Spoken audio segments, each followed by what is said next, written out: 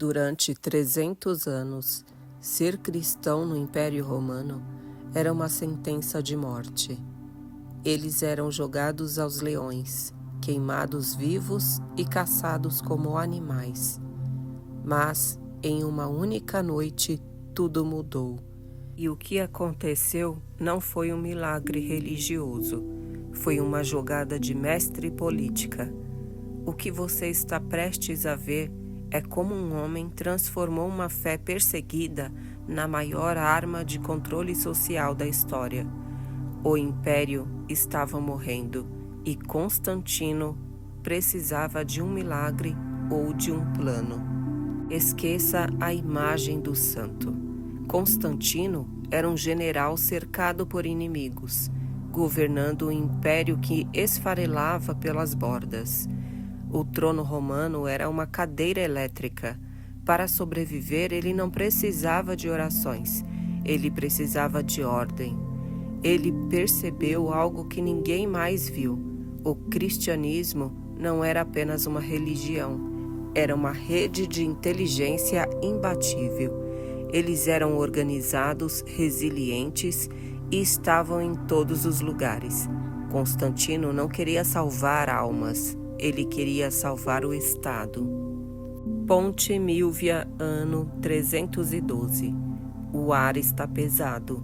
Milhares de soldados esperam o sinal para o massacre. É aqui que a lenda nasce. Uma visão no céu, um símbolo estranho e uma voz que diz: sob este signo vencerás. Mas aqui está o segredo que os livros escolares raramente contam. Ao colocar o símbolo de Cristo nos escudos de guerra, Constantino fundiu pela primeira vez a cruz com a espada. O sangue que seria derramado naquela tarde mudaria o DNA do Ocidente para sempre. A vitória de Constantino na Ponte Milvia não foi apenas um triunfo militar, foi o nascimento de uma nova era.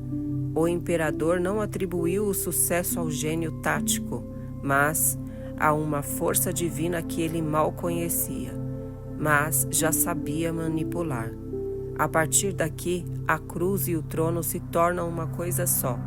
O Estado percebe que é muito mais fácil governar através da fé do que através do medo. O jogo mudou. O cristianismo não era mais o inimigo. Agora ele era o combustível do motor imperial. O Edito de Milão chega como um suspiro de alívio, mas carrega uma sombra oculta. As perseguições param, as execuções cessam, mas, ao dar liberdade aos cristãos, Constantino comprou sua lealdade. O que era um movimento rebelde e indomável, agora recebe um convite para entrar nos palácios.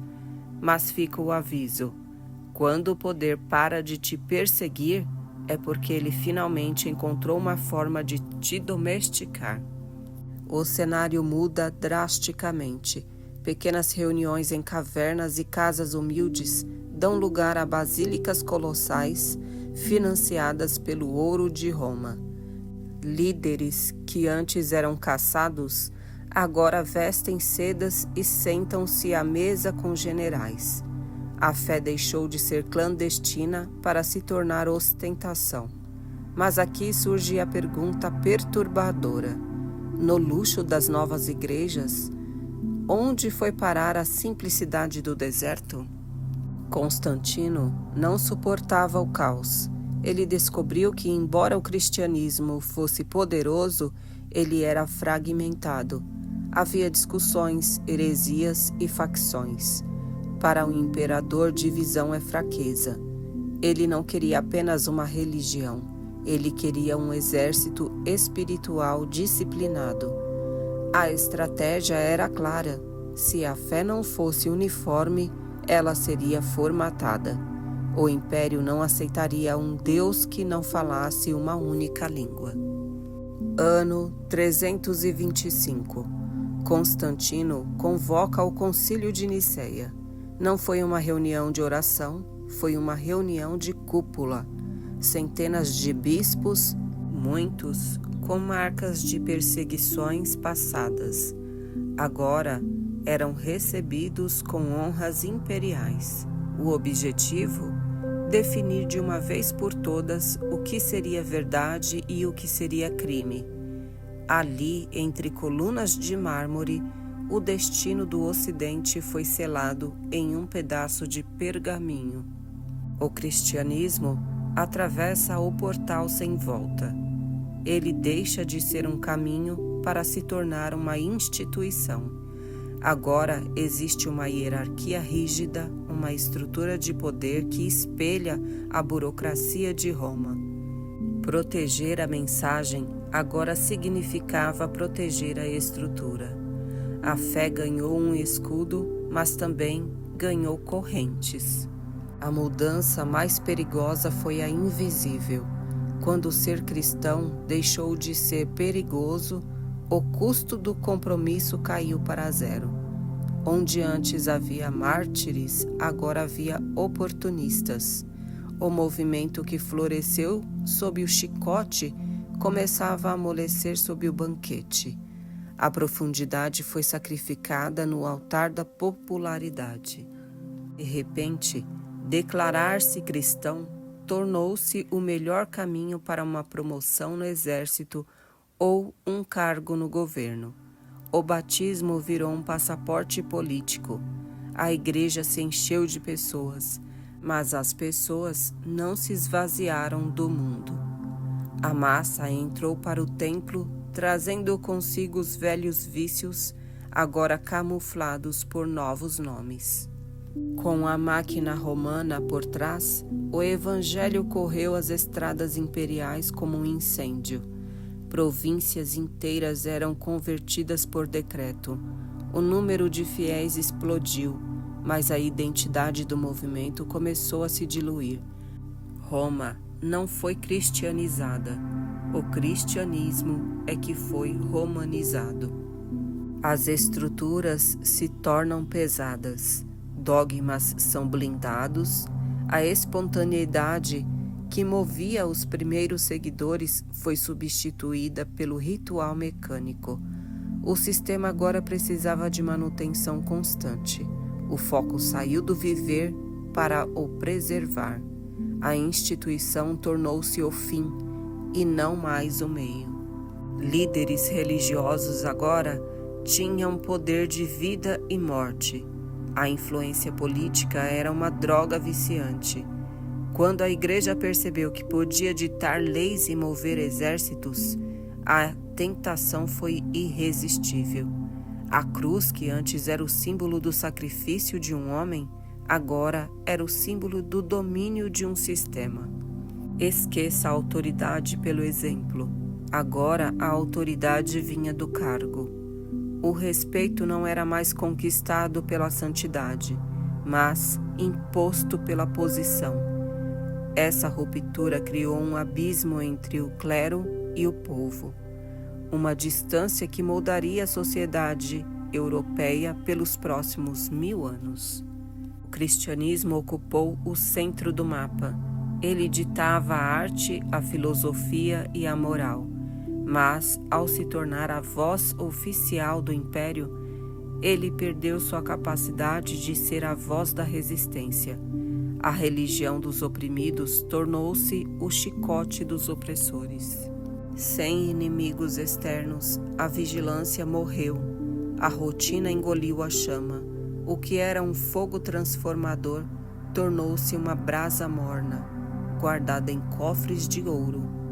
A acomodação foi o veneno mais lento e eficaz que Constantino injetou na fé. Uma nova geração surge. Jovens que nunca viram um leão na arena, nunca sentiram o cheiro de incenso em catacumbas. Para eles, a fé era um dado, uma tradição de família, um acessório cultural. A memória do sacrifício foi substituída pelo conforto do privilégio. É preciso ser justo.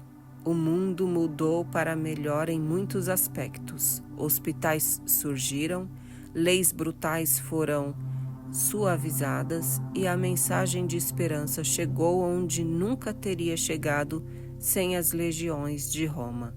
A rede de Constantino conectou o globo. Mas qual foi o custo da alma dessa mensagem? O preço da expansão foi a diluição da essência. Para ganhar o mundo, o movimento teve que entregar sua simplicidade ao sistema imperial, uma troca que historiadores e teólogos debatem até hoje. O império ganhou uma alma e a igreja ganhou um corpo, mas ambos ficaram irreconhecíveis. Era um equilíbrio impossível.